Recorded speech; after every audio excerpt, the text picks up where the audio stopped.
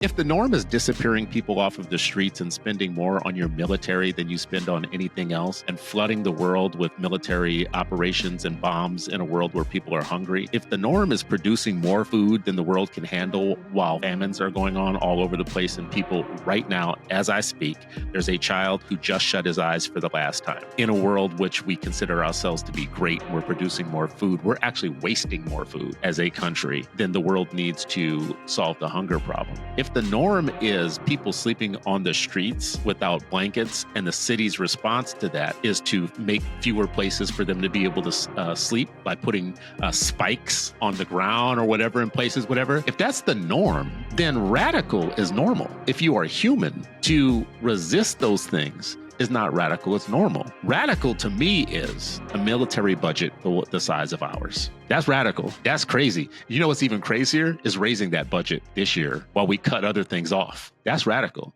So in some ways, I wonder if I'm saying to be called radical is a badge of honor. In a world where evil is the norm, to be called radical is actually kind of just normal.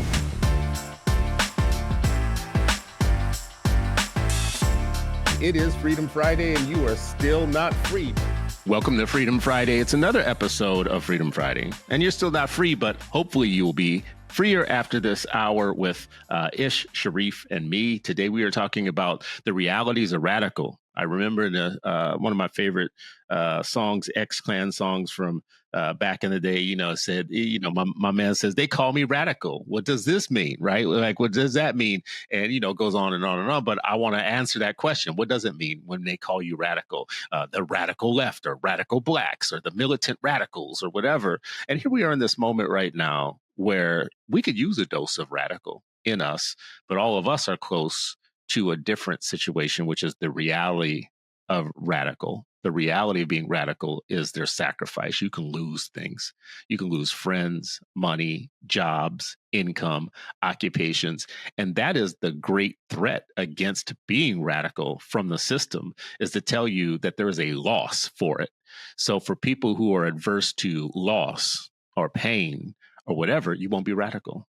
In the moments when you need to be the most radical, you will be practical. See, there's a difference between radical and practical sometimes. And practicality will kill your ass.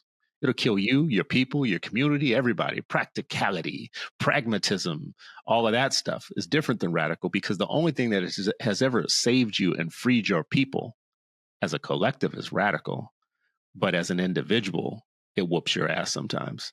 So we're going to talk about it today, the realities of radical. Brothers, what do you think about this topic just in general? What would be your first scholarly, educated, experienced way of approaching this issue? Yeah, I don't know if it's scholarly, but I would say, most of the radicals would look at us and say, y'all is about as radical as Charmin's soft and radical as Charmin tissue paper. You might as well turn on the Mr. Softy ice cream truck song. But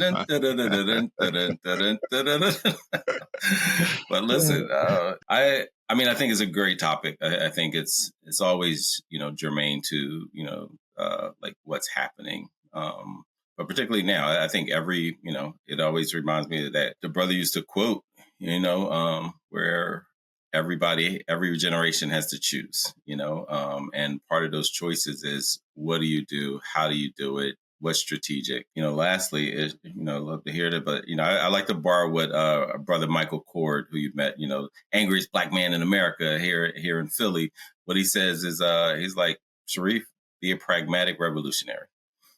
So I try to keep that, front and center. But what does that mean to be pragmatic revolutionary? And I think it's a lot of thinking about what to do, how to do it, where to do it, with, and with who. So it's how you keeping your soul in a moment where you're having to make a decision about how radical you want to be in a situation. Like, what's that math? What's the radical math where you're saying to yourself, maybe this is worth it, maybe it's not worth it. And Ish, add into too, please, because you and I had this conversation before. Some things are looked at radical, and it's about as normal as breathing air to us too. You know what I mean? So it's just like, radical. This ain't radical. This is just normal human response to stuff. So. Yeah, no, and I was even going to say that, like, it matters who's defining what is considered radical, right? Obviously, what goes on nowadays is not working. especially for our folks, right, for our children, for our babies, especially in education spaces. So when I think of radicalness, I think of just like a traumatic change, right?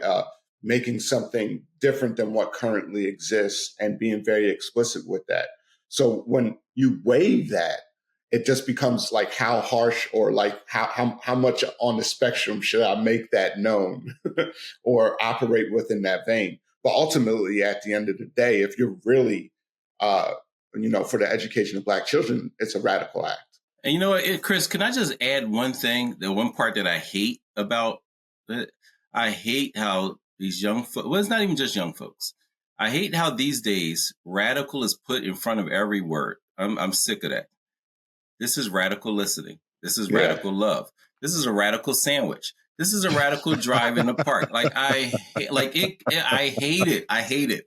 And it'd be my people who doing it. Yeah, we need a radical. I'm just like, God, just. Well, this is why we need our words right here, because I'm fascinated by words and by language, and this is why we need our words, because we need to reclaim radical, we need to recover radical, we need to reinstitute radical, we need to reimagine radical, because a radical sandwich and a radical rest and a radical nap and radical love and radical this, that, and the other, whatever, tells me, yeah, we got to reclaim radical, because y'all done took it and you did some weird stuff with, you put spinners on it and jacked it up and changed it, whatever. I don't know what y'all got going on, but let's stop there for a second then. So my man in X Clan said, they call me radical. Now what does this mean?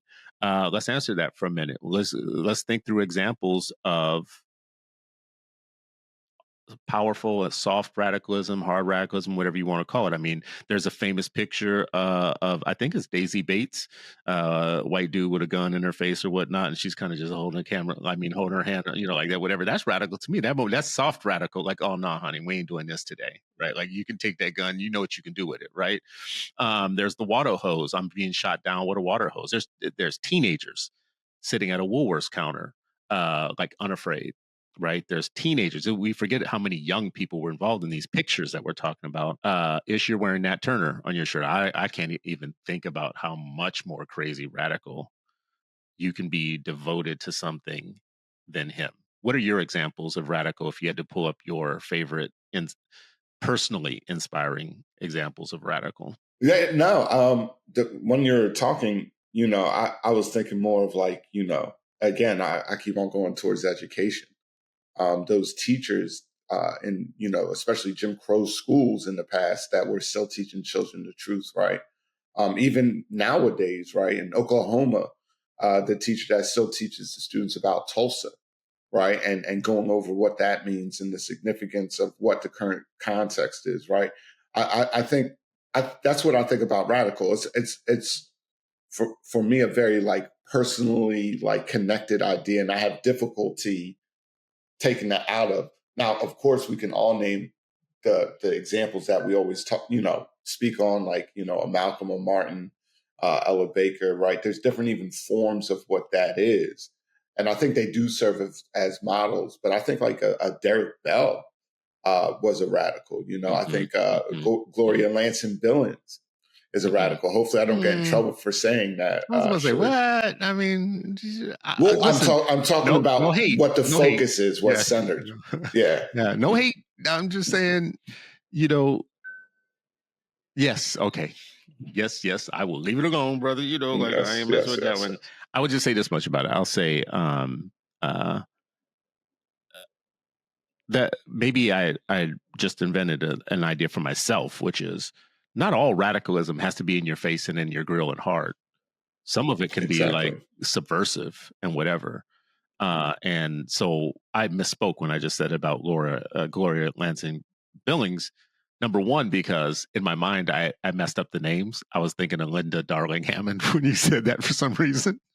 I wasn't thinking of Gloria. I was thinking of, so actually I got the names mixed up. But even both of them have what I consider to be radical ways of moving within the venue that they're in.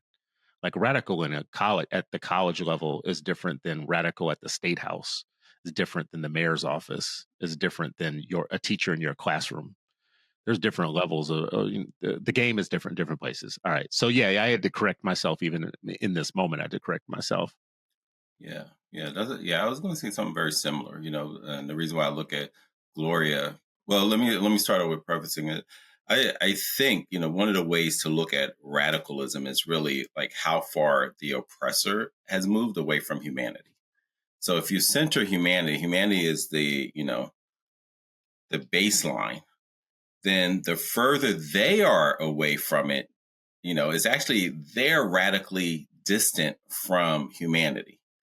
And the closer you're centering humanity, that's where that gap starts to come. A lot of times it looks like we're moving somewhere. Like, no, if you stand 10 toes down, as the kids say, on humanity, the further they are, the stranger you seem, the wilder you seem.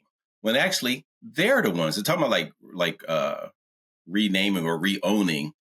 They're the ones that's far away, right? And I think sometimes we get caught up just in the English language of like, oh yeah, you're so far to the left and you're so far to the right. Like, no, humanity is being centered. God-centeredness is being centered. Like those kind of things are actually in the center. And the closer you are to that, that's the more humane you are. You're not even radical. That's just humane.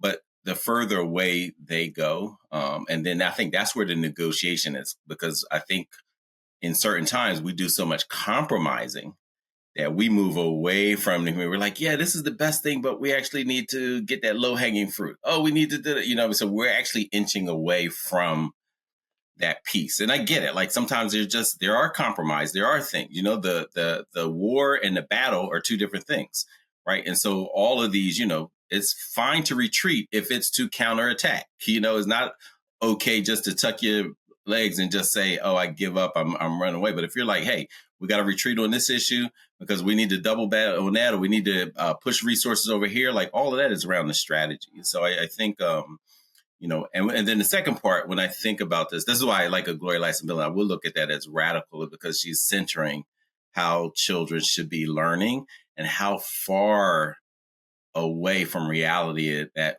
it was and is for so many children in our educational system. So in your example, I'm thinking about her in an academia where she is got to be radical in what she's saying, because the norm of what she's talking about is so jacked up.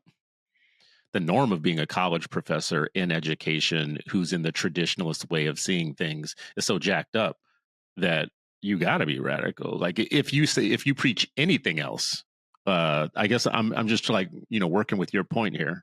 Like if you preach anything other that if the norm is disappearing people off of the streets and spending more on your military than you spend on anything else, and flooding the world with military operations and bombs in a world where people are hungry, if the norm is producing more food than the world can handle while famines are going on all over the place, and people right now, as I speak, there's a child who just shut his eyes for the last time. In a world which we consider ourselves to be great and we're producing more food, we're actually wasting more food as a country than the world needs to solve the hunger problem. If the norm is people sleeping on the streets without blankets, and the city's response to that is to make fewer places for them to be able to sleep by putting spikes on the ground or whatever in places, whatever. Yeah, if that's the norm, then radical is normal. Like, because if you are human, to resist those things is not radical, it's normal. Radical to me is a military budget the size of ours. That's radical.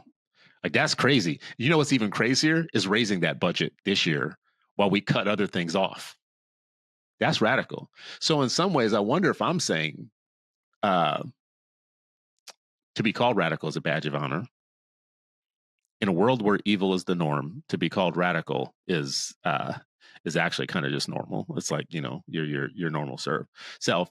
But I do want to I thought y'all were gonna say all these other people, Mao Mao, Well, and I mean, Deedon was the one who came. That's so I thought funny. y'all was gonna all Deedon, come. Come on, man. listen, Yeah, Deedon look at y'all, came. soft as Charmin. I thought y'all were gonna give some hard examples. No, I just wanted to complicate it a little bit, but just looking at it from that angle, just like what the prompt was, like Deedon came up for me, Malcolm came up for me, just like how, and you think about even like Muhammad Ali came up for me in a time when Black folks were like you can't say that on TV to them white people. Yeah. You know how them white people get, where, like that level of like, yeah, I don't care. Yeah, I'm not doing that. Yeah, no, I'm not, that's looked at, but we can see that in our children. Like, no, I'm not doing that. I ain't doing that. You don't know me, right? You know what I mean? That same level of determination. And like what we have to do is combine discipline with determination, strategy, emotional regulation, all those kind of things, happen. But when I think about, sometimes I think about this very prompt. I think about my own childhood and my children's childhood. And that's when I'm just like, man, we soft as parents, you know what I mean? But at that time, again, back to centering, growing up, I didn't look at any of that as radical. I still don't really, but it was about as normal as, you can be, even though it was radically different, diametrically different, opposed to how many other people were growing up. I was talking to a couple of Black Panther veterans last night, went to, one's in town from West Coast. So, they hit me up, came over just to touch base and, but even how they're talking about moving, they're like, oh yeah, well, that was a different time. This time, and it goes back to your question, what does radical today mean? Because you can't use the same shit. That's the one thing they emphasize all the time. Like, that was different. Like, two things. One, if they knew better, they would have done even some things even better. As amazing as the stuff that they did, they also look at the flaws, but then they also constantly talk about, yeah, but that was that time. This time, here's what y'all need to do. Here's what y'all need to, how y'all need to organize, right? So, and also not even saying like how we should do it, but just challenging if we just keep like, well, as you said, romanticizing, just looking back, looking at the black white picture, they're like, yeah, this is 2025. What are you going to do today, tomorrow? And both of you have direct classroom experience, whatever. So I'm always thinking through what we teach our kids about this, how we teach them how to be radical, I guess is a question for me. But I saw Dr. Chris Emdin follow Jarvis at a conference in Kansas City. So Jarvis and Chris, they both are giving presentations. Jarvis is on fugitive pedagogy. And then Emdin, Chris follows him up. And I got messages from both of them. The message from Jarvis and his book, Fugitive Pedagogy, was we have been teaching in silos to save our lives for a long time. We've been very careful about how we save the Black mind from the radical influence of the outside, right? Or the worse than radical, the hateful kind of systems and whatever. And there's a long history. Black educators have been teaching a long time for with it in mind that we got to rescue ourselves and save ourselves and teach ourselves and blah, blah, blah, that whole thing. But then Endem gets up and he says something afterwards that I didn't really get the spirit of in the moment, because I was like, I thought it was a weird message, but his message was that's all good. But let's never forget that some of those lessons that we're taking from history were right for their time.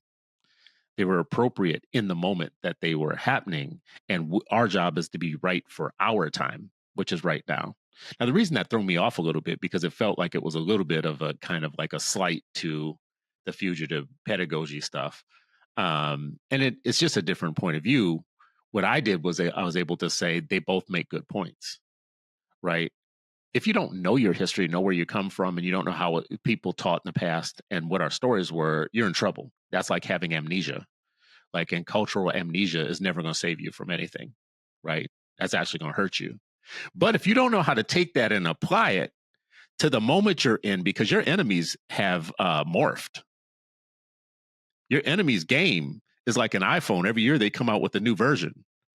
So if you're trying to deal with the iPhone 6 stuff, which I imagine is what you're doing, Sharif, in tech world, right? Like, you walk around with the iPhone 6 probably. I don't know why they got to overcomplicate stuff. Just, 6 was fine. It works. It still works. It really does. In my life, it really does. But there's certain things that start happening. It starts slowing down. It stops making calls the way it used to. It starts dropping more things. The antenna don't work, whatever. My only version of that is saying that your enemy keeps putting out a new edition of the thing every year, right? So if your knowledge is, 4 generations back, there's an issue with that. I don't know if this is a good point. So you guys tell me about this balancing out of understanding what it took to be radical in the past and understanding today how the game has changed and is different now. Well, I mean, I can just give you a very practical, you're like a foodie, sometimes. I think I just like to eat. I don't even know what that means. Like you just I a don't foodie. either.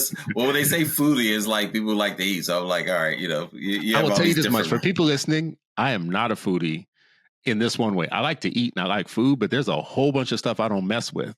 So when I go to people's, they invite me out for dinner or whatnot, and I look over, I'm like, some of that I like to stick with basics. You're the basic. Yeah, I like some basics, But anyways, but even that, like defining basic, right? You know what I mean? Like, so nothing that wobbles, nothing with the weird texture, nothing that looks uncooked. I don't eat sushi. I don't, do anything uncooked. No, you eat that pork though, don't you? You eat that swan. Get him, Ish. Yeah. I'm sorry. I'm gonna bring you some bacon, and next time we are in the same place, I'm gonna demand that you eat your celery and my bacon, and tell me which one tastes better.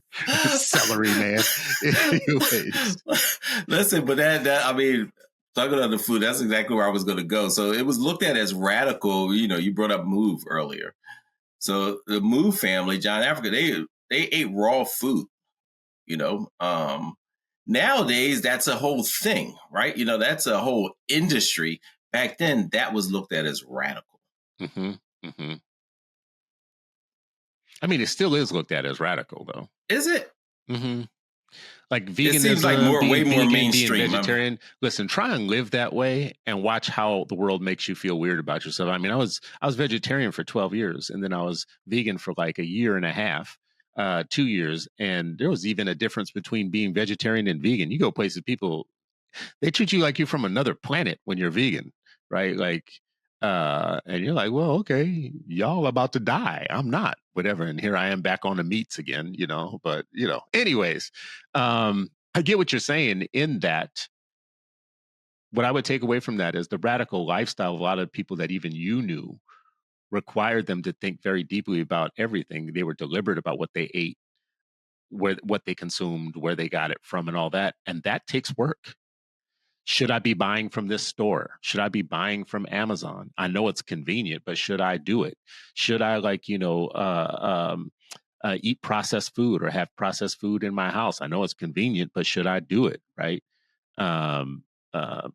And the answer to bacon is yes. You should eat lots and lots and lots of bacon. Don't let Ish have you over here. Yo, I read somewhere they said every strip of bacon takes off like 3 minutes of your life. You know what I mean? So you better be careful, bro. I'm about to die tomorrow then. Because listen, if they could turn bacon into a jelly, I'd probably spread it on everything. Oh man, yes, and that's radical. That's what radical means. Ish, I want to talk now super practically, right? And all of us, just super practically. This all sounds good about being radical and living up our heroes from the past and what they would have done in the moments that they did. I don't know all of their personal lives. Like if you asked me what was Carter Woodson's life like beyond what the surfacey stuff that I read, not as day to day. I don't know what all the challenges were. And, but I know a lot of what was written was radical. I know Powernomics is a radical book. I don't know much about like what goes into the person's decision. Do I want to be on record saying this stuff that's in Powernomics, for the rest of my life, whatever. But if you just have a job, right, you're a person listening to this and you're in the classroom or you're in a corporate job, or you're, running an after school program that's dependent on local funders, liking you or whatever, you jumping out there and being radical could take away a bunch of like what goes on for other people. So what are you doing in that moment where you have to like do the calculus of should I push this or should I not? What this person is saying or doing or how they're behaving with me right now is pissing me off. It's unjust. I feel like a sucker if I let them get away with it.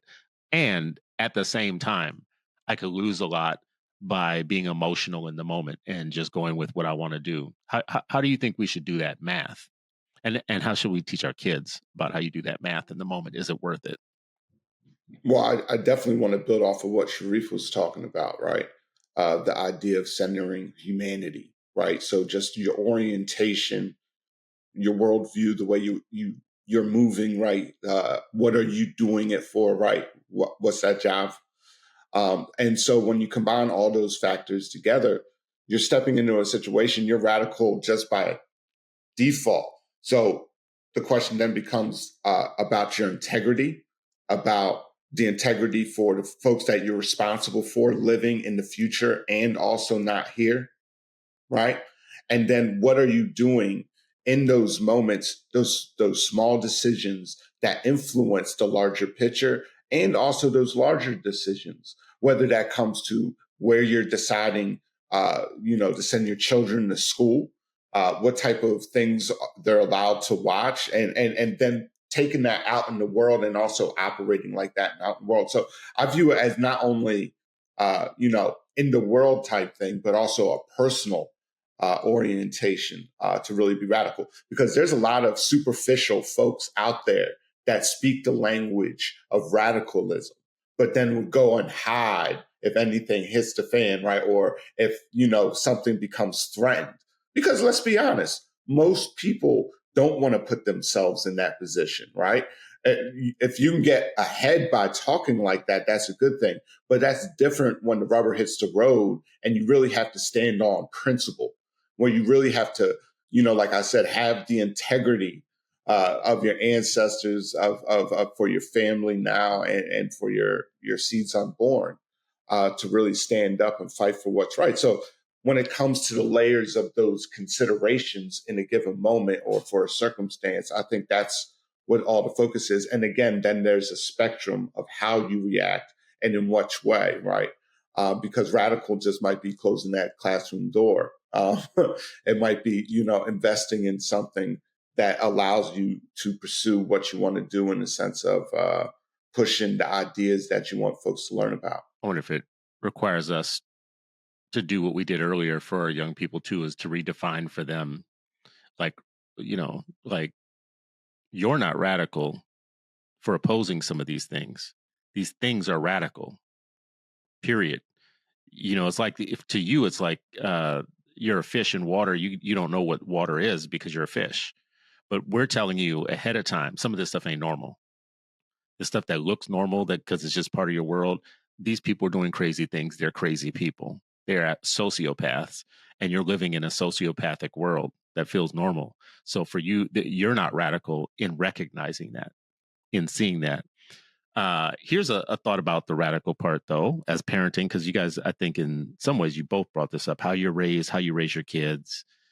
And my situation is a little different because I was raised one way and I'm raising my kids a different way, right? So I feel like a lot of people around me were Black radical, old school radical, 1970s radical, Black radical. That, like, let me give you a picture of it. I don't have to because y'all know what I'm talking about, whatever. And that was my training. That was my upbringing. But in terms of being for a different time, the most radical thing I've done as a parent is to say I'm trying to raise free people and I'm not going to tell them what, how, wherever to interact in the world and engage, even when I seriously disagree with their choices, their decisions, and how they're moving in the world, because the one lesson I need to teach them is freedom. That's the one lesson I need. Now, I can give you lots of information. I can have lots of books in my house. I can make sure that you have all the available information to make good decisions in your life or whatever. But my kids are going in directions that if it wasn't for the fact that I am radically laissez-faire about the way that I'm putting my print on them, the print that I'm putting on them the most is you decide who you are. You decide what you're going to be, even if it's different than what I want as your father, because I'm going to die.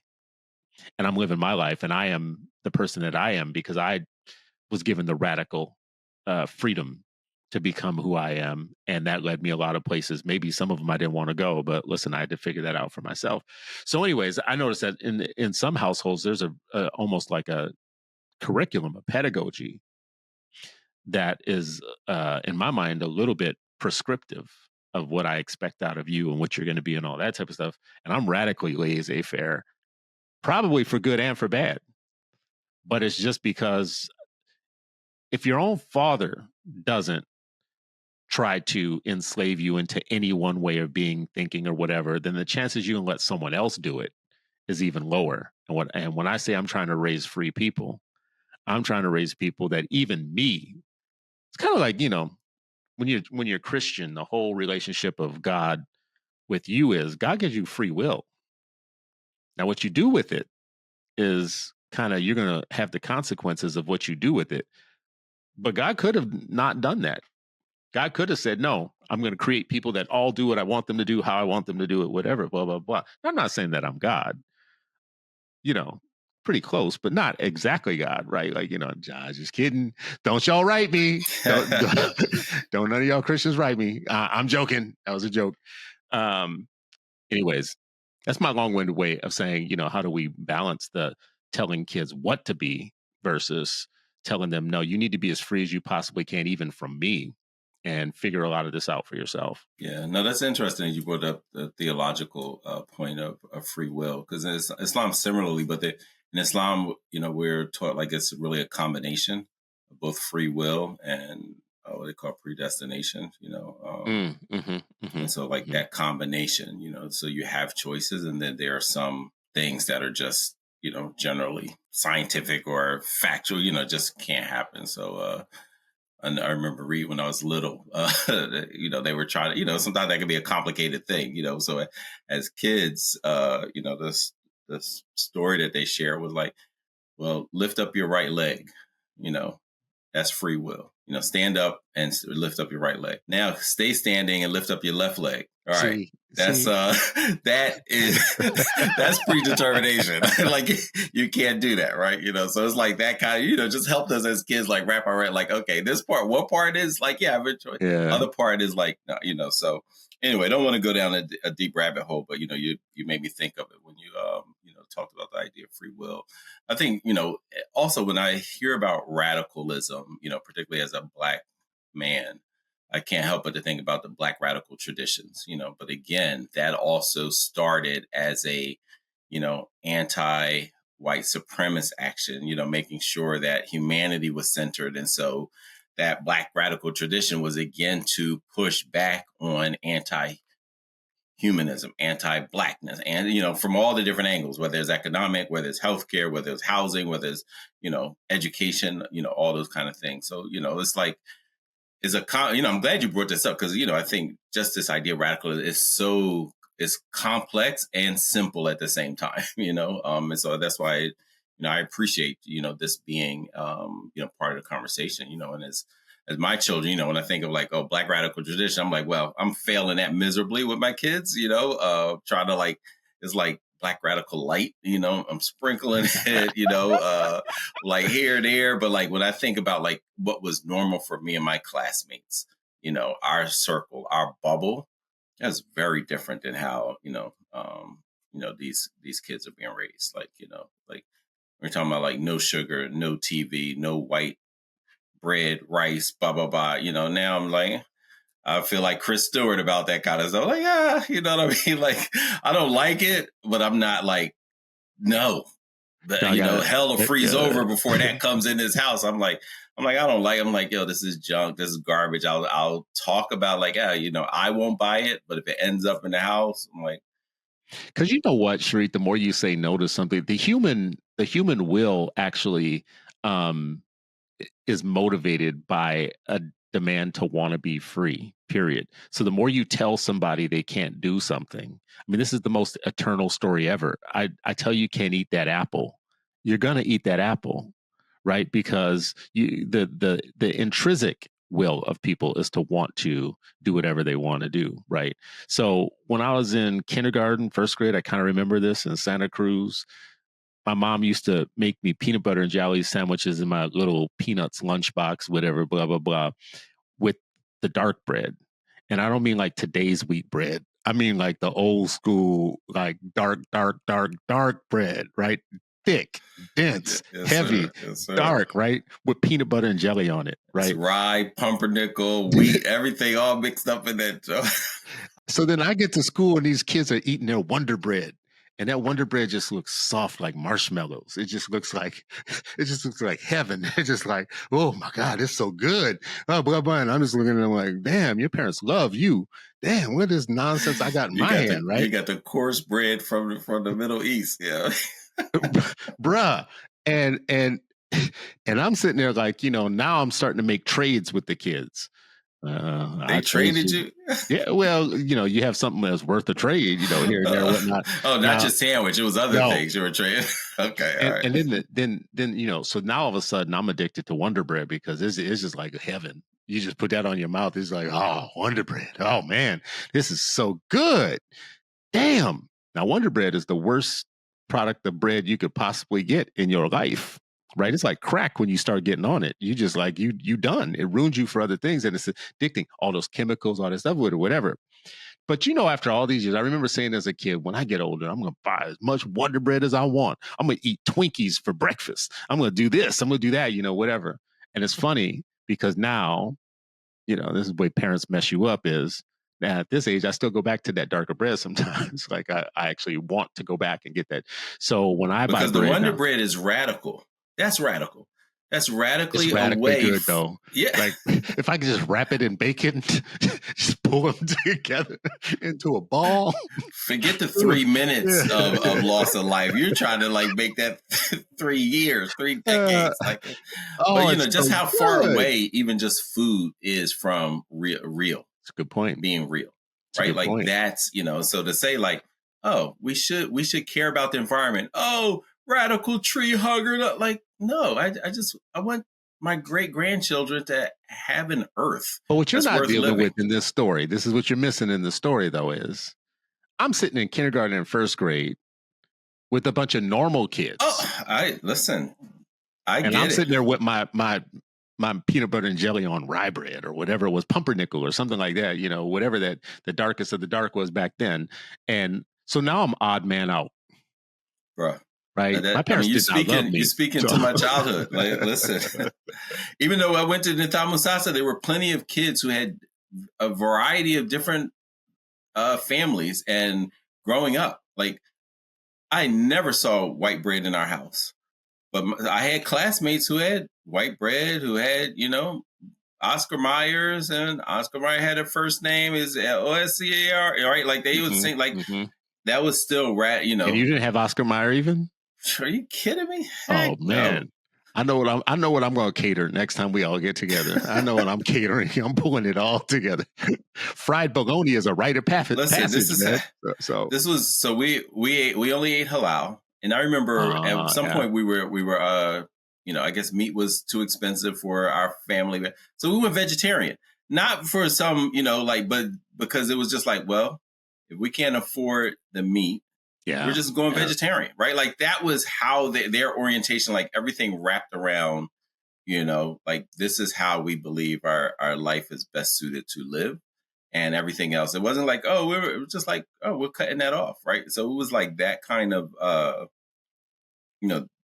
yeah. I mean, when not watching TV, when you're talking about how you saw Wonder Bread, same thing. I remember seeing man, that looks good. Anything with sugar, man, that looks good.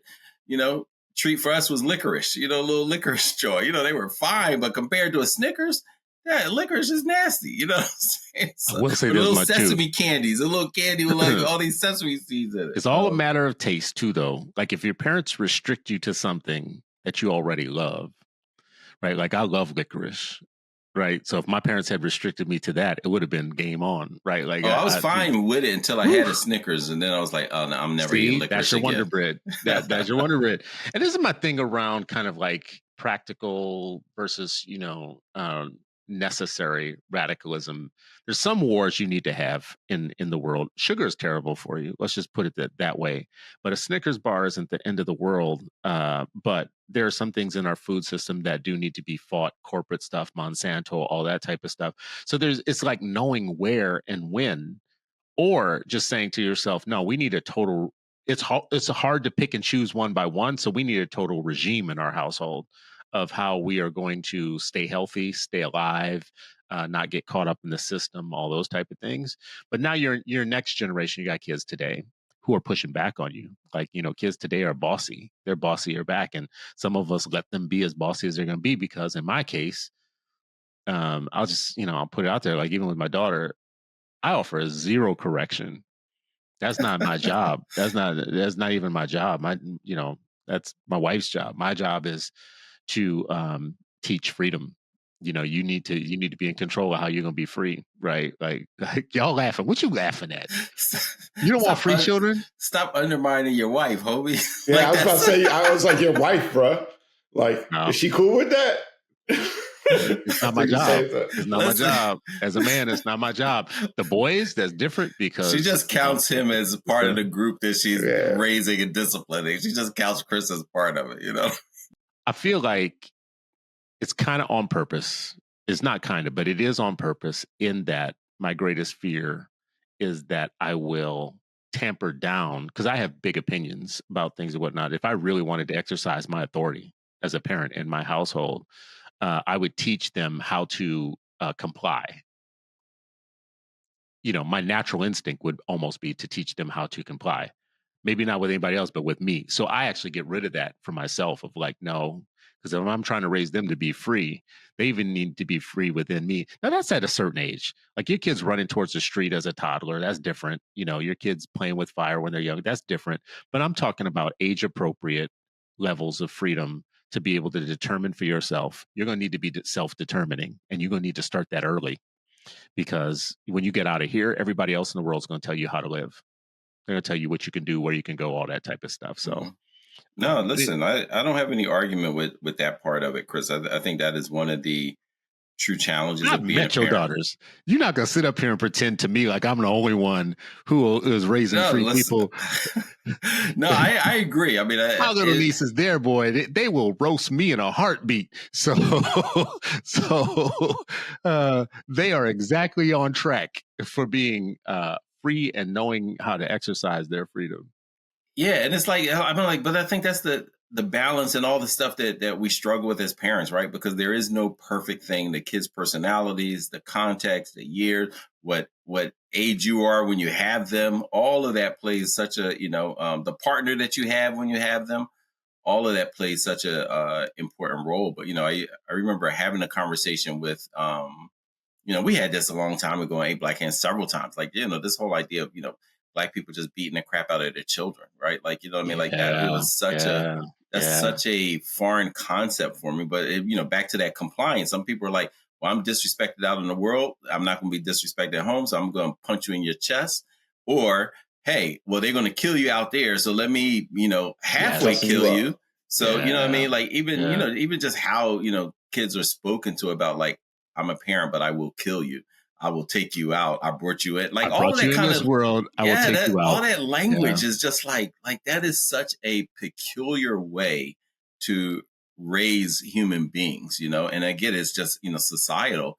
And at the same time, as an educator, I used to talk to, family, because families sometimes will come to me as a teacher, like, hey, the kid, how should I do? How should, just wanting advice. And, one thing I used to talk to them about is, everybody wants their child to be, out there, courageous, forward thinking, exploratory, curious, all that. I was like, but how often do we dampen that? If you're told be seen, not heard, you're saying stay in this box. If you're told don't make a mistake, don't spill anything, like don't knock anything down, instead of like childproofing your house. We know 2-year-olds getting smacked because they do something in a house that's not childproof, right? Like all of those kind of things, you're basically telling that kid to stay in a box. Then at some age, you just want them to magically be explorer and be assertive and go out and conquer and do things, which is like, where did they practice that? Where could they have practiced that? The safest place to do that is in home and school. But those are the places that we restrict the most oftentimes, right? So I get it, like it resonates with when you're talking about like raising your children in a way where they have more confidence, determination, curiosity, assertiveness, leadership. We have to balance, like, all right, how do we do all of that and not like just dampen their spirit? You know what I mean? A lot of our children, their spirits are crushed as children when it is the most radical in their lifespan, when the most courageous and bold. And then when they're adults, we look at them like, hey, how come you're not more bold? Like, yeah, you crushed that long time ago, Pop. And I just wanted to add on top of that there's even like some type of structures around that. So like, how do we even define what that is, right? When we live in a society that does inundate our children with a lot of toxicity, a lot of mirages and camouflages, right, about what is and what is not, right? And so like our children also have to be taught and guided and we have to model that for them in the moment, right? We have to be courageous when our children see those situations or talk through those type of, like, of course, age appropriate, but like my children are getting older now, those situations that face in real life and talk with them about how you're even negotiating that out loud with them. And I think that also goes a far way, because there's no way that I know for myself, I'm going to throw my boys out into this wickedness without them being prepared somewhat. And being prepared somewhat means that there's going to be some direct instruction involved there. Mm-hmm. You feel me? Shout out to direct instruction. We called it direct instruction. Shout out to direct instruction sometimes. You know what I mean? Like, listen, sometimes that's extremely appropriate. Yeah. For people listening, we always want to demystify terms here. So direct instruction, if you're not an educator, the United States government actually tested many different educational interventions to see how effective that they were. It was the most expensive and largest study in history. And they judged like probably 10, I think, different interventions on poor performance in schools, and direct instruction came out on top. It came out as the number one, and not by a little bit. The way of teaching that is called direct instruction. If you look it up, you'll find out more about it. But it came out way ahead of all the other range of different interventions of how to teach, what to teach, blah, blah, blah. And the sad part is it's the number one way in which many educators don't want to teach. It's they consider it boring, or it's not like it steals the life out of it. Discover how to read. I'm just throw letters up and they'll discover it on their own. And think about how problematic. Think how problematic that is, and then you throw them into it and be like, good luck. If you're resourced like that, then you have like money to afford the life jacket for them. Potentially, but like for real, no, man. Like it's not good for our babies. Now, direct instruction is a classroom educator way of delivering education. For those of y'all listening, it is not a parenting strategy as Ish is trying to maybe insinuate. No, it can't be. Listen, here's a perfect example. Direct instruction is best when you're teaching a very specific skill and how to do it, instead of just like, and you can do it in ways where you can ask questions, right? Like, and so it doesn't have to be boring. It doesn't have to. So perfect example, and this is a non-educational thing. One of my hunting elders, he was teaching his grandson how to hitch a trailer to his truck. He could have just shown him how to do it, which would have been very direct. Okay, now I'm gonna take it apart. You do it. But he knew his son had some background knowledge, so he was asking the question, what do you think should go first? And if he had it right or wrong, he would give him feedback. He was like, okay, what do you think should happen second? What will happen if you do this, right? That's a form of direct instruction, but it's layered, right? So the furthest is like, do it this way. Now I'm going to watch you do it. We're going to do it together. Now you do it independently. This one, he was saying it, but he wasn't just saying like, oh, go fix it and cut your hand off in the prize, smash your hand in the thing. He was basically saying like, hey, he was guiding. Yeah. He was like right there, you know what I mean? Which would still be in that realm. That's why so many Americans, So many Americans have like an uncle that's missing a thumb or a part of a finger or whatever or Yeah, whatnot. the directors. I mean, he had the other side. Yeah. When I grew up, I remember wondering, how'd y'all get all these bizarre injuries, right? To be, oh, I don't have a thumb. Like, well, what happened to your thumb? Well, when you're a welder or you're from the old school, whatever, and you didn't, experience was your biggest teacher. You had a lot of things happen. Now, it's funny the example you just gave, because my grandfather did teach me how to do a hitch and all that type of stuff back in the day, of which I quickly forgot when it was no longer necessary, when I had neither a boat nor a truck or whatever. And I just remember not long ago thinking, there's a Black RV association nationally. I don't know if y'all know this. So it's an association of Black RV owners who buy these RVs. They travel the country. They link up in certain places and they camp and they do different things. And I love RVs. Y'all probably don't know this about me. I just love the idea of it and the look of it, I whatever. love it. Yeah. But you could get one that's all together, or you could get the kind you have to pull with the truck.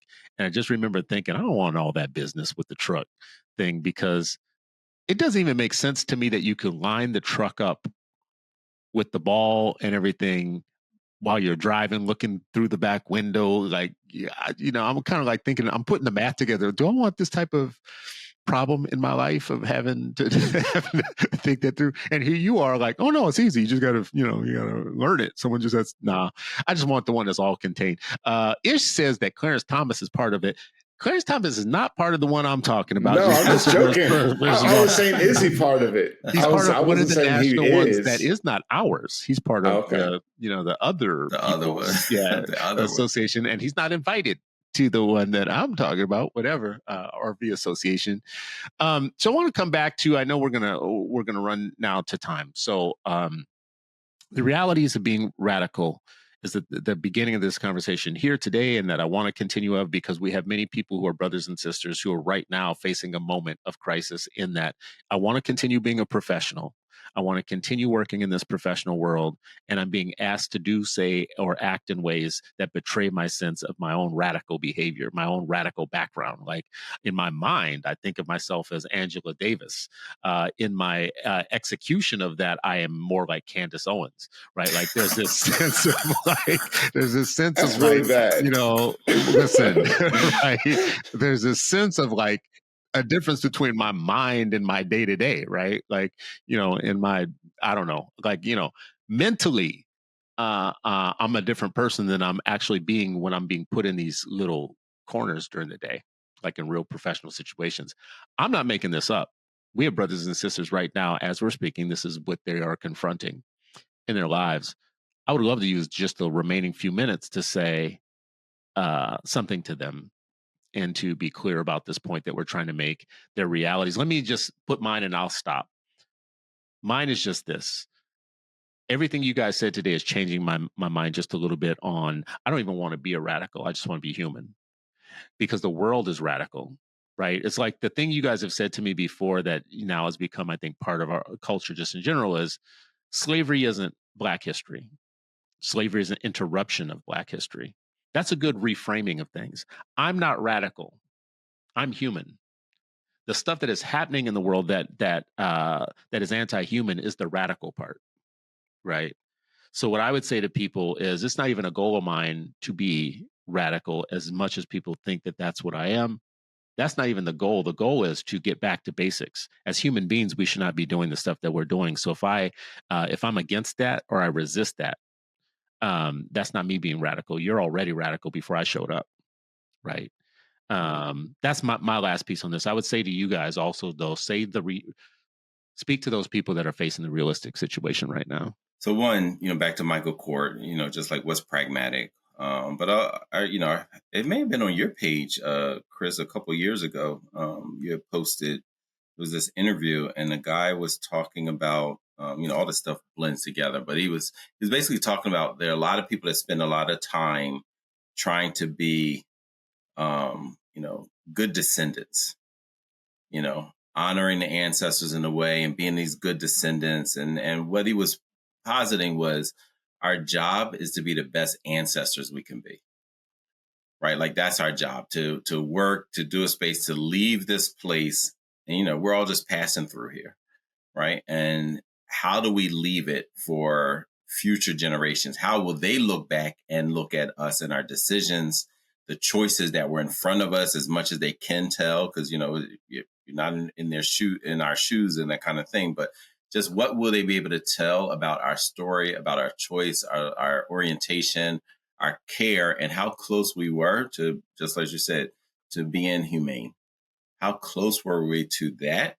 That is the goal. And yeah, and so that's what I would say. Like at the end of the day, those are the decisions that and they're not easy. They're not easy. So, just to say for the record, that was me that said that years ago. The thing about being the best ancestors that you can be now, and having that forethought. And I wasn't saying it myself. I was actually relaying something that Randall Pinkett said. For those of you who don't know, Randall Pinkett wrote a book called Black Faces and White Spaces. I heard him in a speech. We actually had him come in and speak to the org I was working in. He was the first Black winner of The Apprentice. He won The Apprentice, and he was the first black person to win The Apprentice. And when he won, Donald Trump pulled him aside and asked him, "Don't you think you should share that first place with the person who lost to you?" A white person. and his response was no. Now, I don't know if y'all remember, winning The Apprentice meant you got to work with the Trump Corporation for like a year or whatever after that. So I'm glad you brought this up, because it just brings everything home. He was the first black winner, and that year Trump pulled him aside and said, "Well, don't you think you should share this with the person that lost to you?"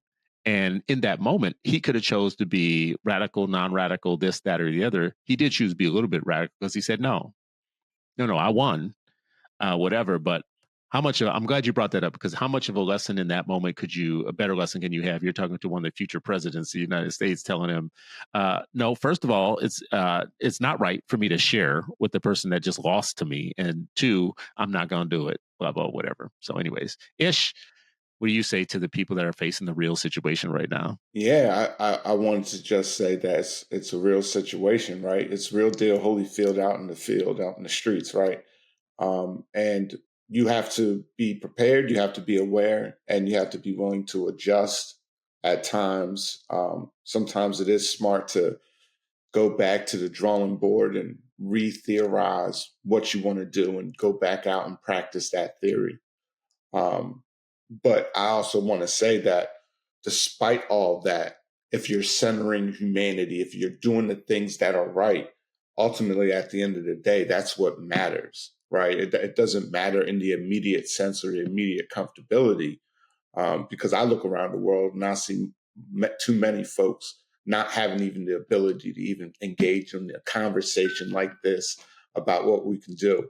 So I would say whatever within your purview and your power to make it happen, whoever is in your midst that you might have the ability to bring along or to cultivate or to support, that's how you pay it forward. And that's how you cultivate and train your replacements at the same time. Yeah. I mean, I think I want to just add one other piece, Chris, when we close out. A big part of all of this is that there are some things that we have to sacrifice. Like that's like sometimes if you're centering humanity, sometimes that is what is going to happen. So when Malcolm says, "Oh, I'm a dead man already," so no, that's why I'm not afraid. That means he already is saying, "I am paying the price now," and so I'm going to back to you. I'm going to speak as a free man, because I know my time is already,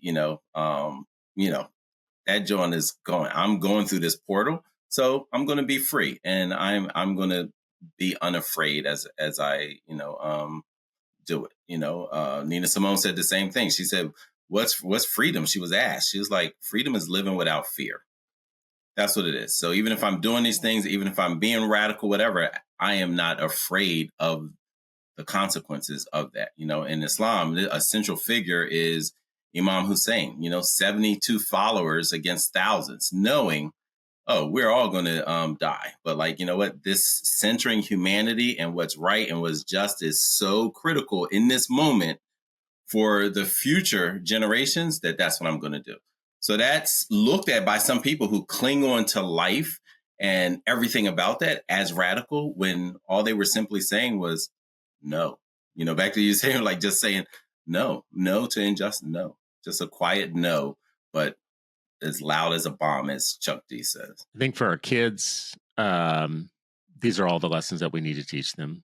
Everything that we talked about today, from the perspective of this is all we know. This is what we know. It's our job to give you the sum total of what we know. You're going to have to figure a lot of this out for yourself because the nature of the enemy keeps changing. The enemy is shape shifting. The enemy is Cadillac every year, right? I mean, and knowing that, I can't think 3 or 4 forward. I could predict where the enemy is going, but the enemy is shape shifting 3 and 4 generations ahead. Where you're going to be as a child, as a young person, I'm not going to be there with you. So the best I can do right now is to give you some luggage to take with you, some armor, some things to help you out. But at the end of the day, there's one reality you need to understand: is there is a great enemy in this world. And every major faith tradition has this, and most radical traditions understand that there's an enemy. The enemy might be something as simple as drift or not staying on your mark. Or Wonder Bread and bacon. Stop it. Stop it. Stop it. See, bacon jelly. The enemy will make you think that peanut butter and jelly on black bread is good for you, right? It's terrible for your social life, and only makes you want the Wonder Bread more than anything. So no, there is a great enemy.